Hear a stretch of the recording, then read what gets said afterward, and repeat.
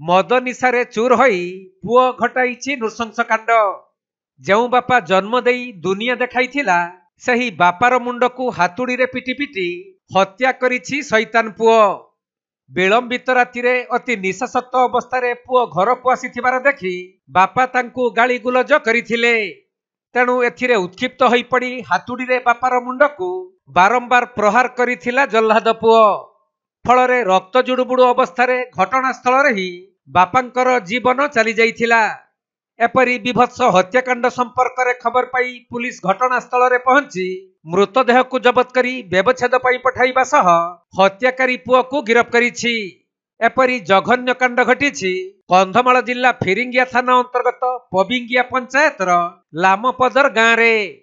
मिलिथिबा सूचना अनुसार ग्रामर डकेणा दिगाल विलंबित राति घर बाहर को परिस्रा करने को आसीथिले।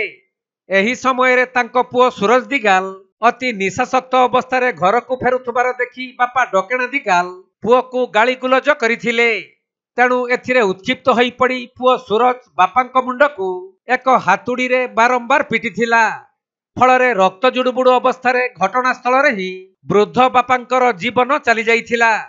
तेबे स्वामी घर भीतर को न आसिबारु तांको स्त्री बाहर को आसी पुओ एहीपरी कांड घटाइथिबा देखिबाको पाइथिले।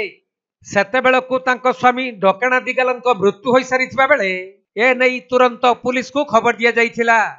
खबर पाई फिरिंगिया थाना पुलिस टीम घटनास्थल रे पहुंची मृतदेह को जबत करिबा सह हत्याकारी पुओ सूरज दिगाल को गिरफ्त करिछि। सेपटे हत्याकारी पुओ एही घटना को स्वीकार करिथिबा बेले मद निशारे एही भली घटना घटाइथिबा पुलिस निकटरे कहिछि।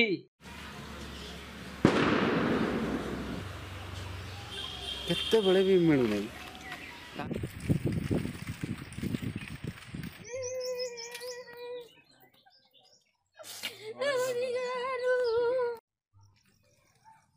के सर माल दे हां बोले गेला पैड अछि त आगे पैड जोरी पके थोड़ी जोरी टांग कंधमाल जिल्लारू ज्योति प्रकाश सामंतराय रिपोर्ट कोणार्क लाइव।